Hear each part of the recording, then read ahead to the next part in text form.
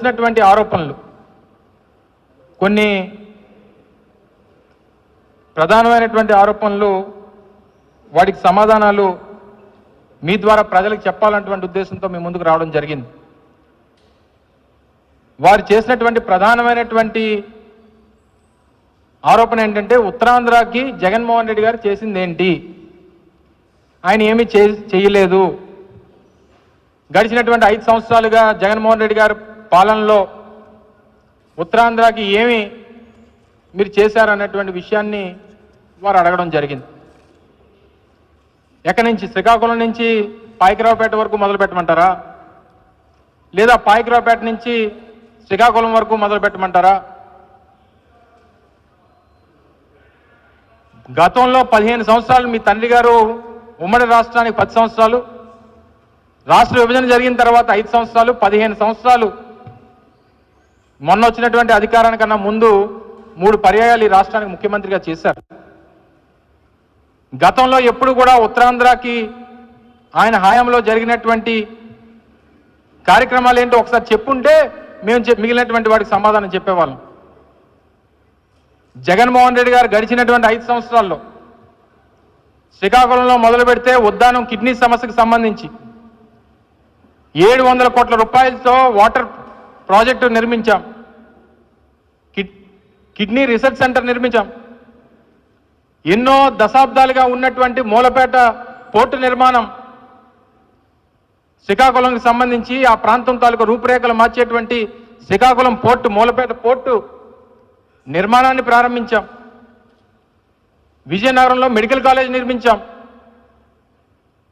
కురుపాంలో tribal engineering college, పార్వతీపురంలో medical college, central యూనివర్సిటీకి సంబంధించినటువంటి భూమి పూజ చేశాం. అత్యంత ప్రతిష్టాత్మకమైనటువంటి భోగాపురం ఇంటర్నేషనల్ ఎయిర్పోర్ట్. గతంలో మీరు కేవలం మీకు కావాల్సినటువంటి మనుషుల కోసం మీరు చేసినటువంటి కార్యక్రమాలు మేము చూసాం. మేము అధికారంలోకి వచ్చిన తర్వాత అనేక కోర్టు కేసులు అడ్డంకులు ఉంటే 2002 ఎకరాలు, ఎందుకంటే నేను ఆ శాఖకు సంబంధించినటువంటి మంత్రిగా పూర్తి పర్మిషన్స్ కానీ ఆ ల్యాండ్ ఎక్విజిషన్ కానీ పూర్తిగా అన్ని మేమే సేకరించి అన్ని రకాలైనటువంటి పర్మిషన్స్ తీసుకుని వచ్చి కాంపౌండ్ వాల్ నిర్మించి రీహాబిలిటేషన్ అక్కడ ఉన్నటువంటి గ్రామ ప్రజానికానికి కల్పించి 2023 మే 3వ తారీఖు 1వ తారీఖు సబ్జెక్టు కరెక్షన్ డేటు పనులు ప్రారంభించి ఈరోజు ఏ స్థాయిలో పనులు జరుగుతూ ఉన్నాయో కూడా మీరు చూస్తూ ఉన్నారు.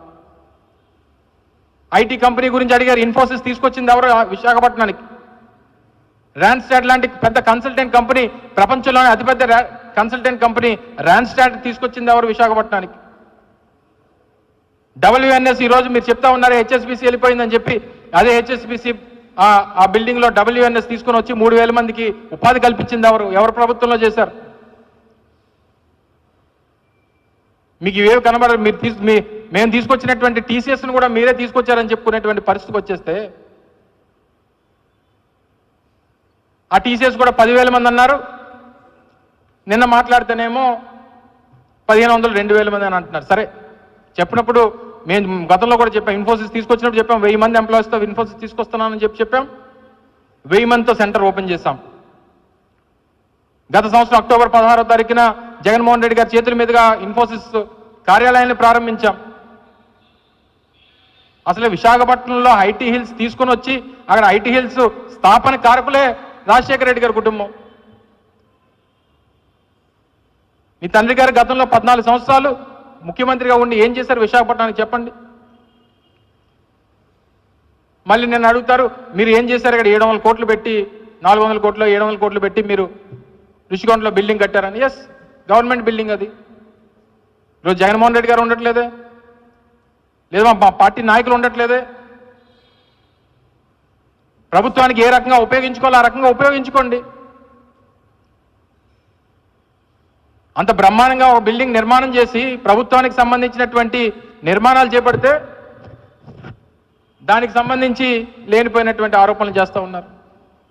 ప్రధానమంత్రి గారు వస్తారు, విడిది పెట్టండి. లేదా రాష్ట్రపతి గారు వస్తారు, ఉపయోగించుకోండి. లేదా గవర్నర్ వస్తారు, సర్కిట్ గవర్నర్స్ బంగ్లా కింద ఉపయోగించండి. ఉన్నదాన్ని ఏ రకంగా ఉపయోగించుకోవాలో తెలీదు, చేసినటువంటి పనులు గుర్తుంచుకోవడం తెలీదు. ఈరోజు తిరిగి మా పార్టీ మీద విశాఖపట్నం స్టీల్ ప్లాంట్ ప్రైవేటీకరణ జరగదని ఎన్నోసార్లు చెప్పామని ఈయన చెప్తున్నాడు. ఎస్, వెరీ గుడ్, స్వాగతిస్తున్నాం. ఈ మాట రేపు ప్రధానమంత్రి గారు వస్తారు కదా,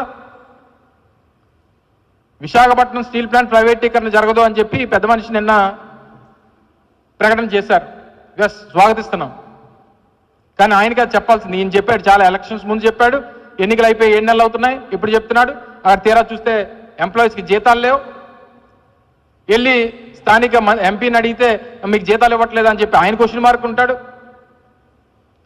పక్కన ఉన్నటువంటి రాష్ట్రంలోనేమో స్టీల్ ప్లాంట్ ఈ రకమైనటువంటి పరిస్థితులు ఉంటే ఆ మంత్రి గారేమో 15,000 కోట్ల ప్యాకేజ్ తెచ్చుకుంటాడు. తీరా ఈయన చూస్తేనేమో ప్రైవేట్ పరం చెయ్యం. అది నిర్ణయం మీరు చెప్తారా, లేకపోతే మీ తండ్రి గారు రేపు పక్కనుండి రేపు 1,00,000 మందితో సభ అంటున్నారు కదా, ఆ సభా సాక్షిగా ప్రధానమంత్రి గారితో చెప్పిస్తారా? మేము డిమాండ్ చేస్తా ఉన్నాం ఈరోజు స్టీల్ ప్లాంట్ కార్మికుల తరపున, విశాఖపట్నం ప్రజల తరపున, రాష్ట్ర ప్రజల తరపున రేపు జరగబోయేటువంటి ప్రధానమంత్రి గారి సభలో విశాఖపట్నం స్టీల్ ప్లాంట్ ప్రైవేట్ పరం చేయు అనేటువంటి మాట రేపు ప్రధానమంత్రితో చెప్పించాలని చెప్పి వైఎస్ఆర్ కాంగ్రెస్ పార్టీ డిమాండ్ చేస్తా ఉంది. ఏ మేరకు చెప్పిస్తారో, నీ నోటు మాటగా ఉండిపోద్దో, లేకపోతే నీటి మీద రాతలుగా మిగిలిపోతాయో అనేటువంటిది మరో 48 గంటలు వేచి చూస్తే అర్థమైపోతుంది. సో ఈ రకమైనటువంటి తప్పుడు ప్రచారాన్ని, ఈ భాష నిన్న మీరు అనవసరంగా లేనిపోయినటువంటి ఆరోపణలు మా మీద చేస్తారు. నిన్న ఆయన మాట్లాడినటువంటి తీరు మీరు చూశారు కదా. నిన్న ఏం మాట్లాడాడండి? కలెక్టరేట్లో మాట్లాడాల్సినటువంటి మాటలు అవి.